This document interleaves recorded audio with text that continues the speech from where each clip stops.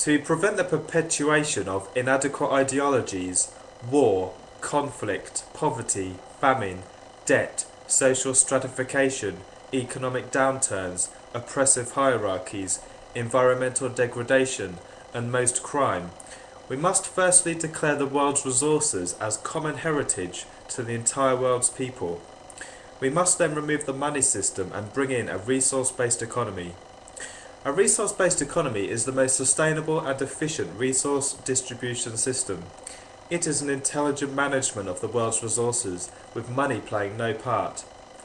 Goods and services will be distributed to the entire world's people without any kind of money, credit, debt, servitude, trade, barter, or any other barrier. We know that capitalism, socialism, communism, fascism, and the free market system will never be adequate because all base decisions on monetary economics, and this encourages individuals towards wealth acquisition and the retention of that wealth. Being that some people are better at this than others, class divisions, wealth inequality, hierarchies, economic downturns, poverty, corruption, crime, conflict and war are all inherent and inevitable elements of any currency-based governmental system.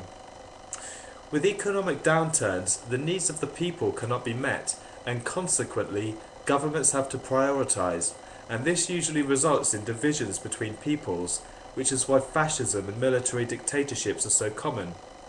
Further to this, none of the aforementioned ideologies are based on sustainable resource management, and so this leads to environmental degradation.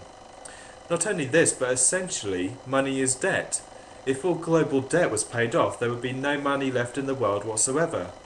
Currently, many countries are only just about paying off the interest that is accumulating onto their national debts. When they fail to pay off this interest, they could essentially become bankrupt, and the consequent collapse of currencies will domino into a global depression. The recent recession is actually a precursor to this. We know that in a monetary system, if a commodity is abundant, its price would fall flat. Therefore, corporations have a tendency towards creating scarcities to maximize profits and pricing goods as to whatever the market will bear. These disturbing tendencies are paralysing many areas of our societies. However, with the removal of the monetary system, we can create an abundance of all of the material necessities of life for the entire world's people and create the frameworks where every person can reach their full potential intellectually, creatively and socially. With the removal of the monetary system, 80% of the world's industries will also be removed as no longer relevant. There will be no banking industry, no market system, no corporations, no marketing and advertising industries, no prisons, police, armies, navies, air forces, militias, political systems, political governments, and charities will no longer be needed. Ownership will be replaced with equal access to all the necessities of life. Production and distribution decisions will not be made, they will be arrived at locally by observation, testing, logical reasoning, experimentation and research. A global survey of all of the world's resources and a global knowledge and information database will be created so that we can acquire the most accurate information to assist us in deciding how best to distribute resources in the most efficient and sustainable way. These resource-based systems will be coupled with the most advanced technology relevant to human and environmental concern, with humans and the environment the only concerns. Frankly, we want nothing less than the complete redesign of our living spaces and our social, educational, energy-based, resource-based and transportational systems and all other relevant systems and services, as well as the redevelopment of the natural environment.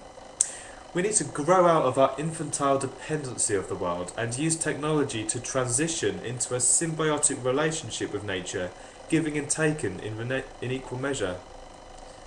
We know that every problem in the world is a technical problem. We will unite and work together altruistically to set up the infrastructure, systems and technologies to water, feed, house, educate and provide healthcare to all people. And we will create systems where every person is able to access the material, social, creative and intellectual necessities of life. This will benefit all communities and all environments. which will naturally benefit us all as individuals. We will set up localised voluntary project teams to spread awareness of what we advocate. We will implement the most advanced infrastructure, machines and systems in the world, and we will set up systems to provide for people during the transition without a price tag. These voluntary interdisciplinary teams will be highly valued in society. We know that our culture and values, the state of our technology and the natural environment are always changing and refining, and so we are not looking for a utopia or an ideal world, we are just advocating a much better one than what we currently have. Science, as a neutral methodology, can be used for human and environmental gains as well as for destructive purposes. We maintain that people will not use science for destructive purposes once their environment is adequate for their needs. We know that our values must be relevant to the world we are living in, and that values should be informed by personal research and education, not by superstition, faith, guesswork, following the predominant culture or following orders from authority figures. We recognise that all humans are scientists because we all observe, research, learn, create, experiment, record, test and theorise, and if we simply used our abilities and implemented the technologies that we already have, we would all be living in a much saner, smarter, sustainable, efficient, organised, creative, social and humane societies.